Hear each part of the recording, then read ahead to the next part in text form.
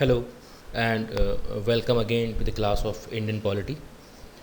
My name is Dr. Mohammad Danish and today's topic of discussion is features of the Constitution of India. Okay, so आज का जो topic है जो हम लोग डिस्कस करेंगे वो है कॉन्स्टिट्यूशन ऑफ इंडिया के फीचर्स क्या हैं। फीचर्स या जिसे हम कैरेक्टरिस्टिक्स भी बोल सकते हैं कि क्या क्या कैरेक्टरिस्टिक्स हैं इंडिया की कॉन्स्टिट्यूशन की, तो उसको हम आज के सेशन में डिस्कस करेंगे। ओके, सो आगे बढ़ते हैं। Now will discuss the features of the constitution. Okay, so सबसे पहला फीचर और सबसे इम्पॉर्टेंट फीचर है longest written constitution. Okay, so जैसे कि और देश हैं जहाँ से ये कॉन्स्टिट्यूशन लिया गया है, हमारा जो कॉन्स्टिट्यूशन है वो कई देशों के एज ए सोर्स के तौर पे लिया गया है, यानी कि हमारा देश का कॉन्स्टिट्यूशन किसी एक देश से नहीं लिया गया है। इसका जो सोर्स है वो कई देशों का कॉन्स्टिट्यूशन है। कुछ चीज़ें किसी एक कॉन्स्टिट्यूशन से ली गई हैं, किसी एक कंट्री के कॉन्स्टिट्यूशन से ली गई हैं, कुछ चीज़ें हैं वो किसी दूसरे कंट्री के कॉन्स्टिट्यूशन से ली गई हैं, यानी कि इट इज़ अ ब्लेंड और mix of the constitution of various countries. तो जो अच्छी अच्छी चीज़ें थी, जो वेल टेस्टेड, जो वेल अडेप्टेड चीज़ें थी, उनको हमने अपने कॉन्स्टिट्यूशन में लिया है। सो लॉन्गेस्ट रिटन कॉन्स्टिट्यूशन का मतलब ये है कि ये बहुत ज़्यादा रिटन में और बहुत ज़्यादा बल्कि डॉक्यूमेंट है। इसका रीज़न मैं आपको बता देता हूँ कि जब ये हमारा कॉन्स्टिट्यूशन बना तो जो ओरिजिनल कॉन्स्टिट्यूशन था उसमें क्या क्या था। उसमें प्रीएम्बल थी, उसमें 395 आर्टिकल्स थे, 395 आर्टिकल्स, 22 पार्ट्स, 8 शेड्यूल्स। ठीक है, तो ये थी जब हमारा कॉन्स्टिट्यूशन बना। उसके बाद जो आज का जो कॉन्स्टिट्यूशन है तो उसमें ऑलमोस्ट 445-48 के आसपास जो है आर्टिकल्स हैं, 25 पार्ट्स हैं, 12 शेड्यूल्स हैं और ऑलमोस्ट 100+ अमेंडमेंट्स हो चुके हैं, जिससे जो भी चेंजेस होते हैं कॉन्स्टिट्यूशन में, जो ऐड किया जाता है चीज़ों को, तो वो सारी चीज़ें उसमें ऐड की गई हैं। तो इसलिए ये हमारा जो कॉन्स्टिट्यूशन है ये बहुत ही लंबा कॉन्स्टिट्यूशन है। अगर हम इसे कंपेयर करते हैं दूसरे देशों के कॉन्स्टिट्यूशन से, तो अगर यूएसए के कॉन्स्टिट्यूशन की बात की जाए तो जो यूएसए के कॉन्स्टिट्यूशन है उसमें 7 आर्टिकल्स हैं। कनाडा का जो कॉन्स्टिट्यूशन है उसमें अराउंड 47 आर्टिकल्स हैं। ऑस्ट्रेलिया का जो कॉन्स्टिट्यूशन है उसमें अराउंड 128 आर्टिकल्स हैं।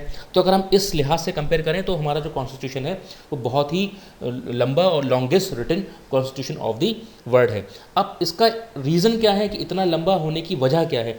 उसकी वजह ये है कि जब हमने कॉन्स्टिट्यूशन को बनाया, हमारे जो कॉन्स्टिट्यूशन के फ्रेमर्स थे या आर्किटेक्ट थे B.R. अम्बेडकर जी और भी लोग, तो उन्होंने जब ये कॉन्स्टिट्यूशन बनाया तो इसके जो अलग अलग सोर्सेज थे, जिन कंट्रीज़ से ये कॉन्स्टिट्यूशन लिया, तो उन कंट्रीज़ में जो भी प्रॉब्लम्स आई कॉन्स्टिट्यूशन बनाने में या कॉन्स्टिट्यूशन बनाने के बाद जो जो प्रॉब्लमेटिक एरियाज़ थे, ठीक है, तो उनको ध्यान में रखते हुए उन्होंने हर एक आर्टिकल, हर एक पार्ट को कवर करने की कोशिश की कि कोई भी पार्ट, कोई भी हिस्सा, कोई भी देश का नागरिक, कोई भी caste, creed, community, religion, gender, age group या कोई भी सेगमेंट है या कोई भी कम्युनिटी है या कोई भी चैप्टर या टॉपिक अछूता ना रहे। तो इसलिए हर एक पार्ट को कवर करने के लिए और हर एक उस कमी को दूर करने के लिए जो कि और देशों के कॉन्स्टिट्यूशन में थी, उसको दूर करने के लिए इसको इतना लंबा बनाया गया। जब इसको लिखा गया, हर एक पार्ट को कवर किया गया, तो ये धीरे धीरे अपने आप में ही एक बहुत बड़ा डॉक्यूमेंट बन के तैयार हो गया। इसलिए ये जो है हमारा देश का जो कॉन्स्टिट्यूशन है वो बहुत ही लॉन्गेस्ट रिटन कॉन्स्टिट्यूशन है। ओके, अब एक बात और मैं बता दूं कि इसकी वजह इतना लंबा होने की क्यों है। अगर हम इसे कंपेयर करें ऑस्ट्रेलिया के और अमेरिका के कॉन्स्टिट्यूशन से, सो अमेरिका और ऑस्ट्रेलिया की कॉन्स्टिट्यूशन में जो स्टेट की जो मशीनरी है, जो स्टेट गवर्नमेंट होती है, उसकी मशीनरी का जो जितना भी काम है, जो भी एडमिनिस्ट्रेशन है, तो उसका ज़िम्मा उन्हीं स्टेट्स को सौंपा गया है और उन्हीं को ये ज़िम्मा सौंपा गया है कि वो अपना कॉन्स्टिट्यूशन लिखें और उस कॉन्स्टिट्यूशन में जो है जितने भी एडमिनिस्ट्रेटिव वर्क हैं, जितने भी गवर्नमेंट चलाने की जो मशीनरी है, उसका जिक्र वो अपने आप ही करें अपने कॉन्स्टिट्यूशन में। क्योंकि वहाँ अमेरिका और ऑस्ट्रेलिया में जैसे कि हम जानते हैं कि आपके डुअल एक तरीके से जो फेडरल स्ट्रक्चर है, तो उस फेडरल स्ट्रक्चर में जो स्टेट्स हैं उनका अपना कॉन्स्टिट्यूशन है। जिस तरीके से एक यूनियन होती है तो यूनियन का एक अपना कॉन्स्टिट्यूशन होता है, तो उन देशों में यानी कि ऑस्ट्रेलिया और अमेरिका में स्टेट्स का अपना कॉन्स्टिट्यूशन है। तो वहाँ पर स्टेट्स को ये अथॉरिटी मिली हुई है कि वो अपना कॉन्स्टिट्यूशन खुद लिखें और उस कॉन्स्टिट्यूशन में अपने जो एडमिनिस्ट्रेटिव मशीनरी है उसके बारे में मेंशन करें। लेकिन इन केस ऑफ इंडिया में क्या है, ये जो काम है ये सेंट्रल गवर्नमेंट खुद करता है। तो सेंट्रल गवर्नमेंट है, क्योंकि हमारे देश में एक ही कॉन्स्टिट्यूशन है, कोई स्टेट्स का अलग से कॉन्स्टिट्यूशन है नहीं, तो जो सेंट्रल गवर्नमेंट है वही स्टेट की मशीनरी के बारे में, स्टेट की जो गवर्नमेंट मशीनरी है उसके बारे में लिखती है, ये मेंशन करती है। तो इस वजह से भी ये जो हमारा कॉन्स्टिट्यूशन है ये बहुत ही बड़ा हो गया है, लंबा हो गया है, ठीक है। अब एक रीज़न और मैं आपको बता देता हूँ, क्योंकि जो कंट्री है हमारा ये बहुत ही बड़ा कंट्री है, इसमें हर कैटेगरी के लोग रहते हैं, हर धर्म के, हर जाति के, बहुत सारी डिफरेंट भाषाएं बोली जाती हैं, डिफरेंट लैंग्वेजेस यूज़ की जाती हैं, तो हर एक चीज़ का ध्यान में रखते हुए सारे प्रोविजंस बनाए गए हैं, इसलिए भी जो कॉन्स्टिट्यूशन है ये बहुत बड़ा कॉन्स्टिट्यूशन है, ओके। और द नेक्स्ट पॉइंट इज़ कि जो हमारा कॉन्स्टिट्यूशन बना, तो आधे से ज़्यादा कॉन्स्टिट्यूशन जो है वो गवर्नमेंट ऑफ इंडिया एक्ट 1935 पे बेस्ड है। जो 1935 का जो गवर्नमेंट ऑफ इंडिया एक्ट था तो उस पे बेस्ड है। तो जो वो एक्ट था वो अपने आप में एक बहुत ही बल्कि डॉक्यूमेंट था। तो जब वो डॉक्यूमेंट जिससे हमारा कॉन्स्टिट्यूशन बनाया गया है तो वो खुद अपने आप में एक बहुत ही बल्कि डॉक्यूमेंट था। ये भी एक वजह रही हमारे कॉन्स्टिट्यूशन का लॉन्गेस्ट रिटन कॉन्स्टिट्यूशन होने के लिए, ठीक है। तो ये कुछ चीज़ें मैंने बताई, रीज़न बताए कि हमारे देश का जो कॉन्स्टिट्यूशन है वो इतना लंबा क्यों है। आगे हम चलते हैं, बात करते हैं नेक्स्ट फीचर की, वो है sovereign, socialist, secular, democratic and Republic nature of the Indian state. तो जैसा कि हमने प्रियम्बल में देखा कि प्रियम्बल में ये सारी वैल्यूज़ हैं जो वहाँ मेंशन की गई हैं कि we the people of India solemnly resolve to ourselves the sovereign, socialist, secular, democratic, republic nature, okay. तो ये सोवरेन क्या है? अब सोवरेन की बात अगर करते हैं तो सोवरेन का मतलब ये होता है कि हम किसी के अधीन नहीं है, हमारा खुद का संविधान होगा, हमारा खुद का राष्ट्रपति होगा, हमें जो है वोट देने का अधिकार होगा। सोशलिस्ट की अगर बात करें तो सोशलिस्ट का मतलब ये है कि जो भी पॉलिसीज़ बनाई जाएंगी वो समाज के हिसाब से बनाई जाएंगी, सबको बराबरी का दर्जा देते हुए बनाई जाएंगी। सेक्युलर से मतलब ये है कि कोई इस देश का धर्म नहीं होगा, यानी कि कोई जो सरकार है वो किसी धर्म को फॉलो नहीं करेगी या किसी धर्म को डेवलप करने के लिए काम नहीं करेगी। वो ना ही तो एंटी रिलीजियस होगी ना ही इररिलीजियस होगी, सिर्फ नॉन रिलीजियस नेचर होगा हमारे कॉन्स्टिट्यूशन का, यानी कि सब धर्मों को समान जो है समझा जाएगा। डेमोक्रेसी होगी, यानी कि लोगों का ही रूल चलेगा, लोग अपने प्रतिनिधित्व या रिप्रेजेंटेटिव चुन के संसद में या जो भी स्टेट की लेजिस्लेचर होती है, विधानसभा होती है, वहाँ पर भेजेंगे, ठीक है। तो ये सारे फीचर्स जो थे ये हमारे कॉन्स्टिट्यूशन के फीचर्स थे। जो फीचर्स हमने प्रियम्बल में एज ए वैल्यूज़ शो करे हैं तो वही फीचर्स हमारे एक तरीके से कैरेक्टरिस्टिक्स बन गए आपके कॉन्स्टिट्यूशन के, ठीक है।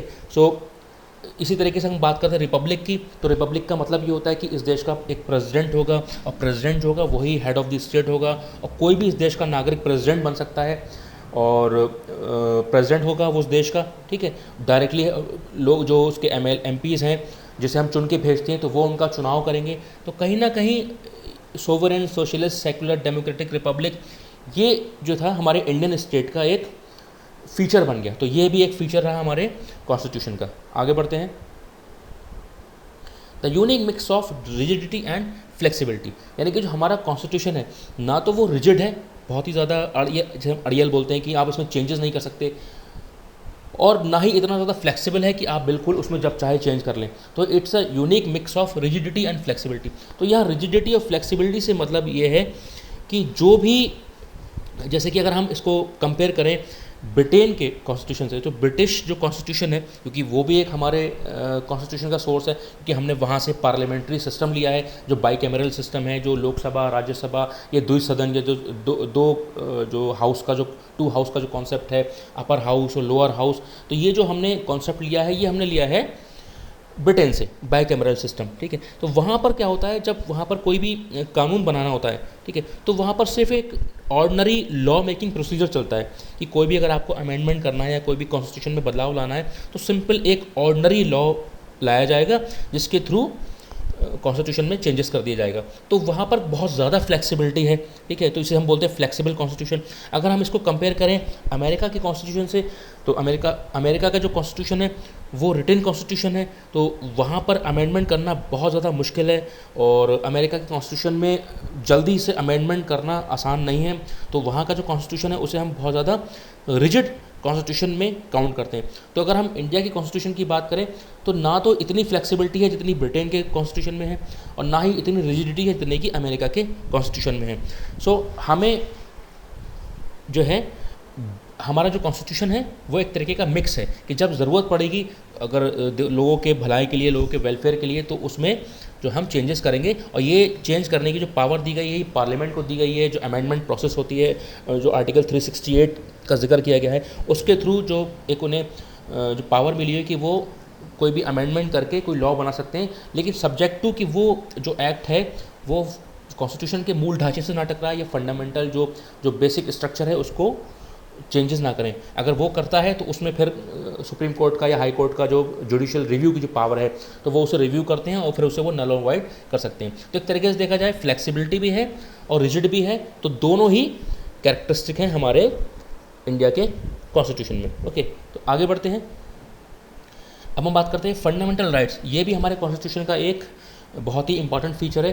तो सबसे ज़्यादा जो बेसिक अगर हम इसको डिफरेंस की बात करें, सो अगर हम इंडियन कॉन्स्टिट्यूशन की और जो गवर्नमेंट ऑफ इंडिया एक्ट था 1935 जो कि ब्रिटिश राज में चलता था, सो उसमें और आज के कॉन्स्टिट्यूशन में बस इतना ही फ़र्क है जितना कि फंडामेंटल राइट्स से आप देखने को मिलता है। तो फंडामेंटल राइट्स जो हैं ये एक बेसिक डिफरेंस क्रिएट करते हैं between the Indian constitution and the government of India act 1935 under the British rule. ठीक है, तो बाद में इस गवर्नमेंट ऑफ इंडिया एक्ट 35 में फंडामेंटल राइट्स को इंक्लूड कर दिया गया।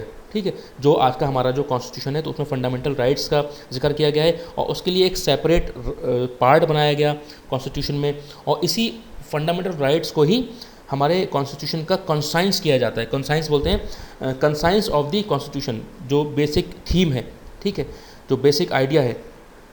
अब फंडामेंटल राइट्स होते क्या हैं, जैसे कि हम सब जानते हैं कि फंडामेंटल राइट्स जो हैं वो सिटीजन्स को प्रोटेक्ट करते हैं against the arbitrary and the absolute exercise of power by the state.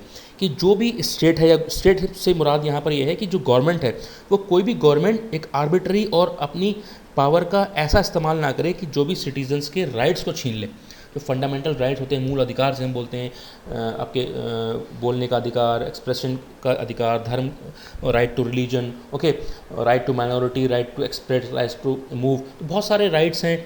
तो वो राइट्स जो हैं गवर्नमेंट ना छीने, तो उसके लिए फंडामेंटल राइट्स को कॉन्स्टिट्यूशन में एज ए सेपरेट पार्ट देते हुए प्रिजर्व कर दिया गया है। तो ये भी एक हमारे कॉन्स्टिट्यूशन का बहुत ही इम्पॉर्टेंट फीचर है। ठीक है, आगे बढ़ते हैं।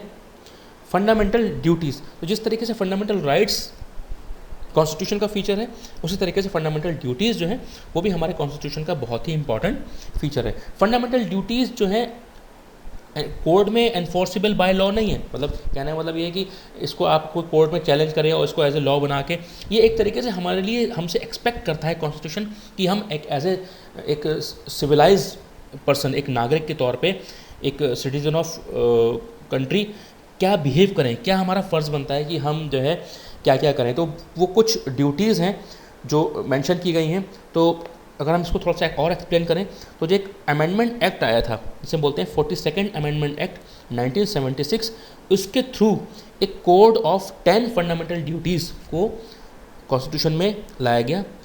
जब ये लाया गया तो उस टाइम 10 ड्यूटीज़ का जिक्र था। बाद में 2002 में एक और ड्यूटी को ऐड कर दिया गया, तो इन टोटल 11 फंडामेंटल ड्यूटीज़ हो गई। सो एक अमेंडमेंट के थ्रू इसको ऐड किया गया था। तो ये एक तरीके की हमारी जिम्मेदारी बनती है कि हम एनवायरनमेंट के लिए क्या करें, या देश की इंटीग्रिटी और सोवरेनिटी के लिए क्या करें, कल्चरल हेरिटेज को कैसे प्रोटेक्ट करें, अपने अंदर साइंटिफिक टेम्पर कैसे डेवलप करें। तो ये सारी चीज़ें हमें जो है करनी है ऐसे जिम्मेदारी। तो जैसे फंडामेंटल राइट्स होते हैं वैसे ही फंडामेंटल ड्यूटीज़ है। तो ये भी जो है हमारे कॉन्स्टिट्यूशन का एक फीचर है। आगे बढ़ते हैं।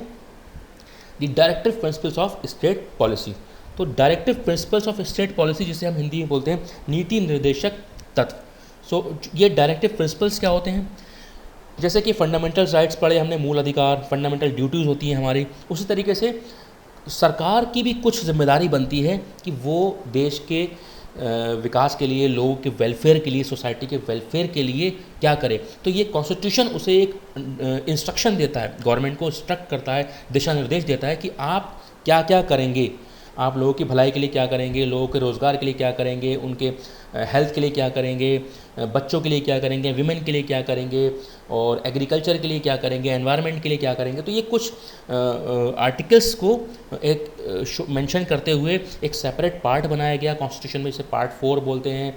ठीक है। और इसके लिए जो है आर्टिकल 36 से 51 तक जो है आर्टिकल सेपरेटली रखे गए, जिसे हम बोलते हैं directive principles of state policy. तो ये एक तरीके के दिशा निर्देश थे, इंस्ट्रक्शंस थे गवर्नमेंट के लिए। तो ये भी एक तरीके का फीचर्स ऑफ द कॉन्स्टिट्यूशन है। ओके,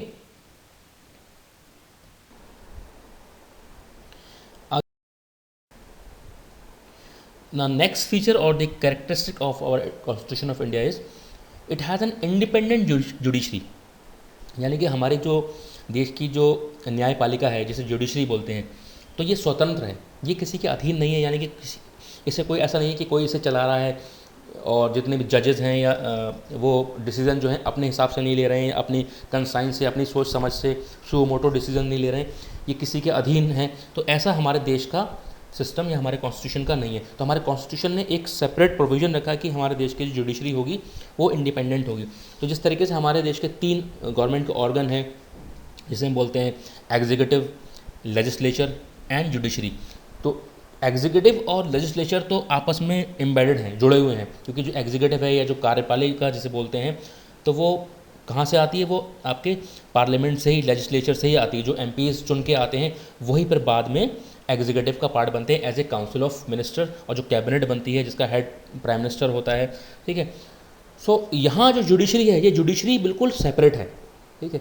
तो अब सेपरेट कैसे है? तो जितने भी जजेस का चुनाव होगा तो उसमें विदाउट जो चीफ जस्टिस ऑफ इंडिया है उनकी सलाह से या उनकी किसी तरीके के इन्वॉल्वमेंट के बिना किसी भी जज का ट्रांसफ़र या आपका अपॉइंटमेंट बिना चीफ जस्टिस ऑफ इंडिया की कंसल्टेशन के नहीं हो सकता। और इवन जो जजेस हैं उनको जो सिक्योरिटी ऑफ टेन्योर है, यानी कि उनकी जो टाइम पीरियड है, ये जितने टाइम पीरियड के लिए भी 2 साल, 3 साल, 4 साल, 5 साल, जो भी उनका टाइम पीरियड है, सो उस टाइम पीरियड से पहले उनको हटाया नहीं जा सकता। तो ये भी उनको कॉन्स्टिट्यूशनली ये पावर उनको मिली हुई है, जिससे क्या होगा कि लेट से कि कोई आपके लेजिस्लेचर है या पार्लियामेंट है, तो कोई जज है तो वो उनके अगेंस्ट अगर कोई डिसीजन लेता है, तो अगर इंडिपेंडेंट जुडिशरी नहीं होगी तो कभी भी किसी भी जज को कोई हटा दिया जाएगा, कभी किसी जज का प्रमोशन डिमोशन कर दिया जाएगा, टर्मिनेट कर दिया जाएगा। तो कोई भी जज फ्री ऑफ माइंड से अपना डिसीजन नहीं ले सकता, यानी कि जुडिशरी जो है फ्री ऑफ माइंड से इंडिपेंडेंटली सही जजमेंट नहीं ले पाएगी जब तक कि वो इंडिपेंडेंट ना हो। तो इसलिए कॉन्स्टिट्यूशन में जुडिशरी को इंडिपेंडेंट रखा गया। ठीक है। तो जैसे कि लेजिस्लेचर और एग्जीक्यूटिव जुड़ी भी रहती हैं, लेकिन जुडिशरी जो है वो उनसे अलग है। तो इस बात को ध्यान में रखते हुए हमारे संविधान में एक इंडिपेंडेंट जुडिशरी का प्रोविज़न रखा गया है। तो ये एक बहुत ही इंपॉर्टेंट फीचर है हमारे कॉन्स्टिट्यूशन का। आगे बढ़ते हैं। Integrated judicial system. जो जुडिशियल सिस्टम हमारे देश का वो इंटीग्रेटेड है, आपस में जुड़ा हुआ है। इंटीग्रेटेड से मतलब ये है कि जैसे कि एक सेंट्रल लेवल पे एक हमारे पूरे देश के लिए एक सुप्रीम कोर्ट है, उसी तरीके से स्टेट लेवल पे आपने देखा होगा हाई कोर्ट्स होते हैं, फिर ज़िला लेवल पे या डिस्ट्रिक्ट लेवल पे आपने देखा होगा डिस्ट्रिक्ट कोर्ट्स होते हैं, फिर और जो है छोटे लेवल पे कोर्ट्स होते हैं। तो एक हायरार्की चलती है, सुप्रीम कोर्ट, हाई कोर्ट, आपके डिस्ट्रिक्ट कोर्ट, ये कहीं ना कहीं आपस में इंटीग्रेटेड हैं, जुड़े हुए हैं, और इनमें एक तरीके से हायरार्की है। तो एक यूनिफाइड जुडिशियल सिस्टम है, ये बनाया गया है इस हमारे कॉन्स्टिट्यूशन में। और इसका मकसद क्या था कि इस आप जो है जितने भी कॉन्स्टिट्यूशन में जो भी सिटीजन्स हैं, तो सिटीज़न को सही जस्टिस मिले, सही न्याय मिले, और एक यूनिफॉर्म मैनर में उनको जस्टिस मिले। इस चीज़ को प्रमोट करने के लिए और इस चीज़ को इंश्योर करने के लिए एक यूनिफाइड जुडिशियल सिस्टम बनाया गया। तो सेंट्रल लेवल पे आपने देखा होगा पूरे कंट्री लेवल पे एक सुप्रीम कोर्ट है और हाई कोर्ट्स हैं स्टेट लेवल पे। तो इनमें जो है एक हायरार्की भी रहती है और ये आपस में कहीं ना कहीं जुड़ी भी रहती है। तो एक इंटीग्रेटेड जुडिशियल सिस्टम का प्रोविज़न रखा गया। तो ये भी एक बहुत इंपॉर्टेंट कैरेक्टरिस्टिक है हमारे, या फीचर है हमारे कॉन्स्टिट्यूशन की। आगे बात करते हैं सिंगल सिटीजनशिप। अब जैसे कि और देशों में, जैसे कि अमेरिका है या ऑस्ट्रेलिया है, तो वहाँ पर देश की भी एक सिटीजनशिप होती है और जिस स्टेट से आप बिलोंग करते हैं वहाँ की भी सिटीजनशिप आपके पास रहती है। क्यों? क्योंकि हर एक स्टेट का जो वहाँ पर जो स्टेट्स हैं जिनसे मिलके यूनियन बनती है, तो उस स्टेट का अपना कॉन्स्टिट्यूशन है। तो जब कॉन्स्टिट्यूशन है तो सिटीजनशिप भी होगी। लेकिन इंडिया के केस में ऐसा नहीं है। इंडिया के केस में हालांकि पॉलिटी तो ड्यूल है, यानी कि सेंटर और स्टेट, लेकिन पूरे देश में सिटीजनशिप एक ही है। पूरे होल ऑफ द इंडिया, चाहे वो जहाँ तक भी इंडिया की टेरिटरी काउंट होती है, जो भी इंडिया का पार्ट है, तो आप पूरे देश के एक ही नागरिक हो, चाहे आप किसी भी स्टेट से बिलोंग करते हो, चाहे आप किसी टेरिटरी से बिलोंग करते हो, चाहे आप यूनियन टेरिटरी से हो या स्टेट किसी भी स्टेट से हो, लेकिन आप इंडिया के ही सिटीज़न कहलाओगे, किसी स्टेट के सिटीज़न नहीं कहलाओगे, ठीक है। लेकिन और कंट्रीज़ में क्या होता है, वहाँ पर डुअल सिटीजनशिप का कॉन्सेप्ट होता है। तो ये सिंगल सिटीजनशिप का कॉन्सेप्ट इसलिए रखा गया है जिससे कि लोगों के अंदर इक्वालिटी, यूनिटी और इंटीग्रिटी की जो वैल्यू है वो मजबूत हो और लोग जो हैं इस देश को जोड़ के रखें सिटीजनशिप के नाम के, कि हम इस देश के नागरिक हैं। तो ये एक बहुत ही इंपॉर्टेंट फीचर रहा हमारे देश के कॉन्स्टिट्यूशन का, that is called single citizenship. आगे बढ़ते हैं। यूनिवर्सल एडल्ट फ्रेंचाइज, इसका मतलब ये होता है कि हर एक देश का नागरिक जिसने 18 साल की एज अचीव कर ली है, या जो भी इंसान 18 साल या उससे बड़ा है, तो उसको अपनी मर्ज़ी से अपने रिप्रेजेंटेटिव चुन के लेजिस्लेशन में भेजना या विधानसभा में या लोकसभा में भेजना, ये उसको अधिकार मिला हुआ है, ये अगर वो 18 साल का हो जाता है, अगर और वो उस देश का नागरिक है, ठीक है। सो ये जो अधिकार है ये बहुत ही इंपॉर्टेंट अधिकार है। यही आपको फील कराता है कि आप सोवेरेन हो, आप फ्रीली रह रहे हो, आप आज़ाद हो, आप एक डेमोक्रेटिक कंट्री में रह रहे हो जहाँ पर आपको अपने प्रतिनिधित्व या अपने रिप्रेजेंटेटिव चुन के भेजने का अधिकार है, ठीक है।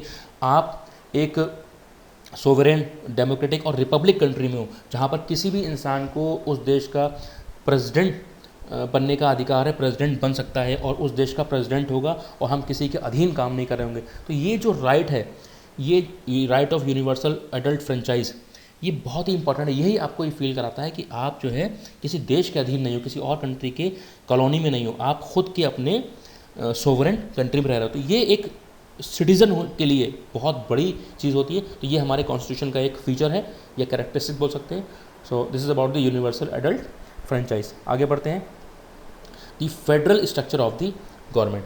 सो फेडरल का मतलब ही यही होता है कि एक जो कंट्री है वो छोटे छोटे रीजन्स में बटा हुआ है, ठीक है। और वो सारे रीजन्स जो हैं मिल के एक यूनियन बनाते हैं, जैसे हम बोलते हैं यूनियन ऑफ स्टेट्स, ठीक है। तो उससे क्या बनता है, फेडरल स्ट्रक्चर बनता है, ठीक है। अब इंडिया का जो फेडरल स्ट्रक्चर है इसमें स्टेट्स तो अलग अलग हैं, लेकिन वो स्टेट्स एक यूनियन ऑफ स्टेट्स की तरह एक कंट्री का निर्माण करते हैं। और ये जो यूनियन बना ये किसी एग्रीमेंट पे नहीं बना, ठीक है। ये जब देश बना तो वो लोग जितने भी स्टेट्स है सब आपस में उनको जोड़ के, उनको जोड़ने के बाद ही एक फेडरल स्टेट का निर्माण किया गया, जिससे कि इस कंट्री की जो है यूनिटी बरकरार रहे, ठीक है। सो जो हमारा जो कंट्री है वो छोटे छोटे रीजन्स में डिवाइडेड है और वहाँ पर गवर्नमेंट 2 लेवल पे चलती है, एक सेंट्रल लेवल पे और एक स्टेट लेवल पे, ठीक है। तो ये हमारे देश का एक फेडरल स्ट्रक्चर हो गया। लेकिन हमारे देश में जो जो पावर है वो यूनियन गवर्नमेंट को ज़्यादा मिली हुई है। अगर हम फेडरल स्ट्रक्चर की बात करें तो जो यूनियन गवर्नमेंट है, यानी जिसे हम सेंट्रल गवर्नमेंट बोलते हैं, तो उसको ज़्यादा पावर मिली हुई है स्टेट से। अगर हम नंबर ऑफ़ सब्जेक्ट्स की बात करें, पावर की बात करें, तो यूनियन को ज़्यादा मिली हुई है। यूनियन को ही अधिकार है अपने गवर्नर्स चुनने का, जो भी स्टेट में हम गवर्नर चुने जाते हैं तो वो यूनियन को अधिकार है। जितनी भी ऑल इंडिया सर्विसेज है उसका राइट यूनियन के पास है। इंटीग्रेटेड जुडिशरी उसका राइट यूनियन के पास है। एक सिंगल इलेक्शन कमीशन होगा, एक प्रेसिडेंट रूल होगा, कभी भी इमरजेंसी प्रोविजंस होते हैं तो सारी पावर्स जो हैं वो केंद्र के पास आ जाती हैं। तो उस तरीके से देखा जाए तो है तो फेडरल स्ट्रक्चर, लेकिन यूनियन को ज़्यादा पावर्स मिली हुई हैं। तो ये बात हुई हमारे federal structure of the government की। आगे बात करते हैं इमरजेंसी प्रोविजंस। हमारे देश में इमरजेंसी के लिए कुछ प्रोविजंस रखे गए कि अगर किसी तरीके का आपातकाल पैदा होता है, चाहे वो फाइनेंशियल इमरजेंसी हो या वो नेशनल इमरजेंसी हो या कोई बाहर से हमला हो जाता है या अंदर से कोई रिबेलियन, कंट्री के अंदर से कोई इंटरनल रिबेलियन, आर्म्ड रिबेलियन जिसे बोलते हैं, हथियारों के साथ कोई लोग रिबेल कर देते हैं, ठीक है। और इस तरीके से अगर कोई कंडीशन हो जाती है तो सारी पावर जो है फिर किसके पास आ जाती हैं, फिर पावर जो आ जाती हैं वो यूनियन के पास या सेंटर के पास आ जाती हैं।